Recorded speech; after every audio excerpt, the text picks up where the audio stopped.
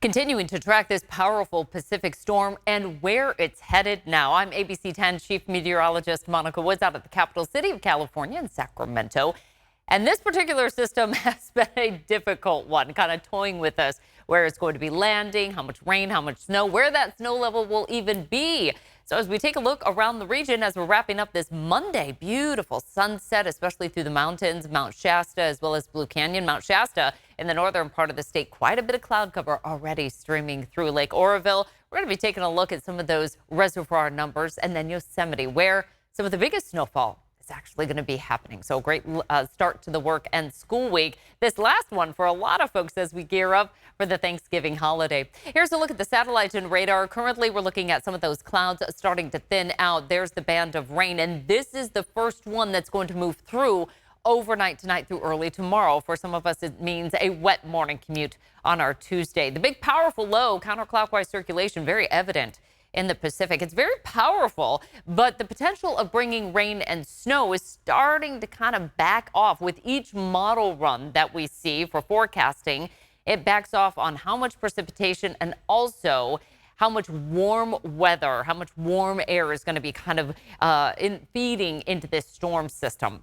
Okay, so here's a look at our Tuesday morning. And again, most of the precipitation is going to be west of I-5, mainly affecting the Bay Area. There's a lot of commuters that actually head along I-80, and that may be a wet one tomorrow morning. Then it clears out of here by about noontime, moving through the northern part of the state up towards Redding, Chico, and into Quincy, and then even overnight clearing out. Now, Wednesday morning, again, we're back to mostly a dry forecast, but then we start to see the opportunity of showers pick up again during the mid-morning hours through the afternoon. So for school drop-off, recess, pickup, just be prepared for those hit-and-miss showers, changing snow levels for the Sierra. And for this weekend, some of you may be starting your holiday travel this weekend on Saturday and Sunday ahead of Thanksgiving week. And we've got a lot of changes that are coming to this forecast. The active weather is mainly going to be Tuesday through Friday and even lingering into Saturday with morning showers on Tuesday.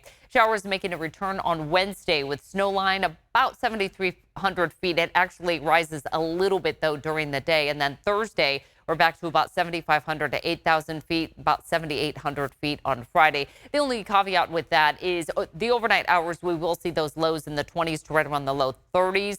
Expect to see some areas of snow down to about the passes and slightly below that during the overnight hours. There's just not a lot of accumulation in there, and most of this will be rain. We'll take a look at those pass levels as well.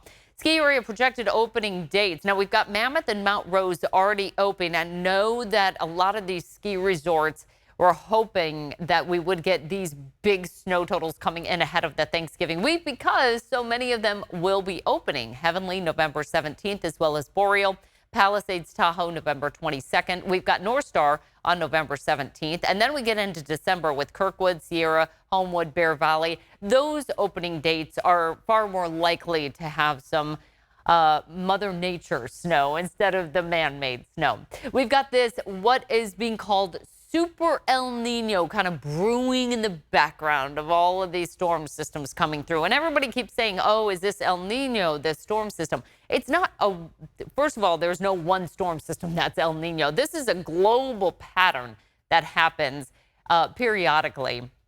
And we track that by sea surface temperatures when they get, I should say, statistically warmer than average. That becomes an El Nino pattern. Right now, they're really warm in the equatorial Pacific. So a strong El Nino has been confirmed with the pattern likely to continue through the spring. This is the latest forecast models, as you can see, coming out after all the model projections were put together, compiled at the end of October. So they released that the first week of November. This just actually got released last week. And through much of our wettest months, a strong El Nino is very likely to be occurring.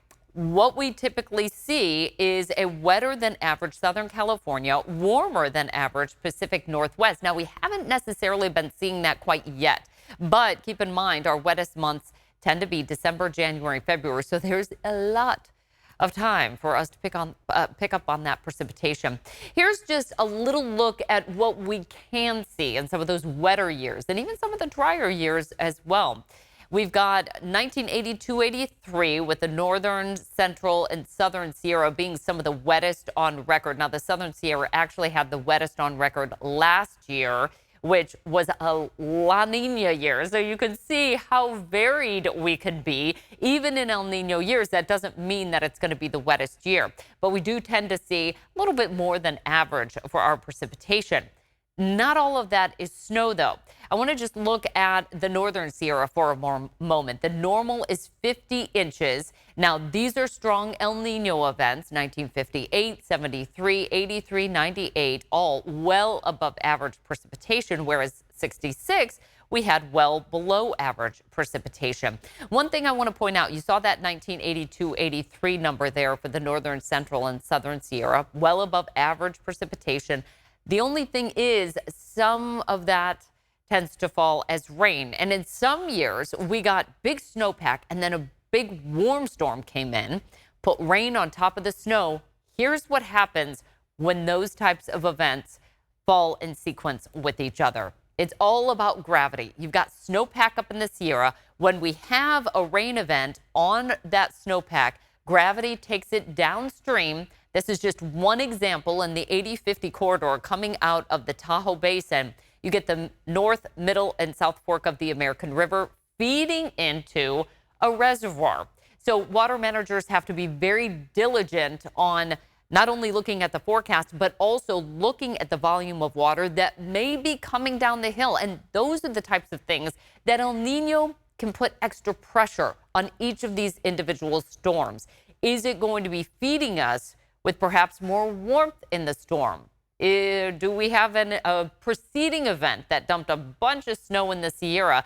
And that's why these atmospheric rivers are so critical to watch, not only for the forecast, but also for water managers. Here's another reason why we watch this, obviously, is our reservoirs. And you might have noticed throughout California that our reservoir numbers have been going down. So what I did is I just took Shasta, our biggest reservoir, as an example here. Here's the 1982-83 line, well above average, just about at the capacity here. This was last year, pretty much falling in the same line. But again, La Nina year, so it's really not a one-to-one comparison. All of a sudden, we get into right about June, July, and big releases are happening. One, because we have environmental concerns. We need to flush some of that cold water through for salmon population, trout, things like that. And also, that's the greatest months of the need for water because we literally don't get any rain in those months. So we have to feed the rest of the state with water. Plus, the third part of that, we have to make room for everything that's coming in for the next season, which is right now. So here's how our water supply looks as things stand right now. Shasta, 128% of average, but only 68% full. Oroville, 67% full. Folsom at 53. As we travel a little bit farther to the south, these are the ones that are going to be feeding in through the central Sierra. We've got New Melones at 79, Don Pedro 80, and San Luis at 62% full. But everything is well above average. We got a lot of water that we still have stored. As far as the snow level changes, and this is where things start to get a little bit more interesting, how much of that rain will be falling in the Sierra and coming downstream into our reservoirs, into our lakes, our rivers, our streams, etc., as it flows down and eventually through the Delta and out to sea. Well, we're going to see that snow line roughly right about the pass level, if not just slightly above it on Wednesday. Virtually no snow expected on Tuesday with that first band of rain. Donner Summit is at 7,200 feet, and then Echo Summit a little bit higher at 7,300 feet along Highway 50. Again, this is feeding into the Tahoe Basin. Then that snow line actually goes up considerably on Thursday at about 8,500 feet. We stay at about 8,000 to 8,200 feet through our Saturday forecast. But again, in that time frame, we will have periods where we'll see that dip slightly below that. I know we wanted a lot more snow because it is the final countdown here to get to Thanksgiving and the opening dates of many of those ski resorts, which is 10 days away. And that means a big travel period as well. But the biggest bulk of our precipitation is yet to come, statistically speaking. Winter solstice, 38 days away. Christmas Day, 42. New Year's Day, 49. And that's about the time frame when we really started to open up the storm door last year. So again, here's a look at our timeline. We've got the rain starting up early Tuesday. We get a bit of a break, and then Wednesday afternoon, it's right back with us with some decent snow, actually, for the central Sierra towards Yosemite, Kirkwood, Bear Valley. We'll be getting some decent snow, especially for the higher elevations. Wednesday evening, again, just on and off, hit and miss showers, and that continues through Thursday before the low moves in on Friday. And we'll take a look at that and how that part is going to unfold. But in terms of our total rainfall, about 1/10 of an inch to 1/4 of an inch of rain region-wide, slightly more than that for the Bay Area, just because that system will be hugging the coast a little bit more for a longer duration of the event. And about 1 inch of snow or so for some of the Tahoe Basin. I know it's not a lot, but again, we're early in the season. This is a look at our water vapor imagery, and we can see the counterclockwise circulation of that low. I just love how clearly evident we can see some of the wetter parts and then some of the drier parts. But here we have some of that subtropical air trying to feed into that system, making that snow line really not ideal for ski resorts, but much better for travel. You're not going to have to chain up super low.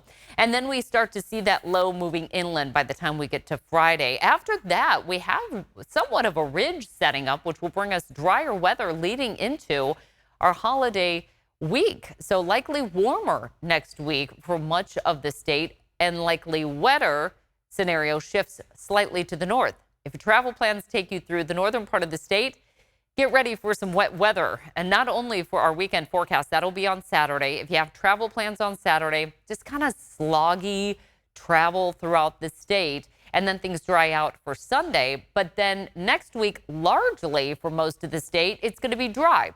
Big time travel period for Sacramento to Los Angeles, San Diego, as folks start to travel for that holiday week. But if you're traveling north, especially on Wednesday right before Thanksgiving, we are expecting some showers, especially over perhaps I-5 towards Shasta and then up towards the California-Oregon border. It doesn't last long, though. We're actually back to dry weather on Thursday, the way that things are playing out right now. Long-range forecast, wetter than average conditions for the next 3 months in the northern part of the Pacific, and drier towards Southern California, and above average temperatures look like they're going to continue through much of the state. Getting to those finer details, highs in the 50s tomorrow for the Sierra, 60s to near 70 down the hill. As we move over towards the coast, highs in the 60s. Moving inland, will be in the 60s to right around 70. We're close to average. Average highs about the mid to upper 60s for the valley. So places that we aren't going to be seeing so much of the precipitation, we're in the 70s. In fact, Modesto, 75 for tomorrow. Temperatures not fluctuating too much here over the 5-day forecast. What we're going to see again is just hit and miss showers for the next 5 days, taking us through that weekend outlook, with Friday being the main day that low starts to move in and finally exiting by the time we get to Saturday evening. 10-day forecast. Of course, we've got the first look at our Thanksgiving outlook on Thursday next week. Highs in the low 60s, pretty typical. And by Sunday, we're starting to dry things out. So if you're traveling throughout the region, things look pretty good headed in towards Thanksgiving. And again, if you haven't done so already, ABC 10 Plus is our streaming app, and you can download that on Apple TV, Roku, Fire TV. We've got in-depth forecasts just like what you've been watching right here, as well as weather specials like Mega Flood, Water Wasted, our California Drought Series. Periodically, we'll just do a local story as well, just on weather conditions. So I invite you to download that app and enjoy some of the extra features that we have. That's on the Weather Extras part of the ABC 10 Plus app. All right, that is a look at that forecast. We'll continue to keep you updated as well as things develop.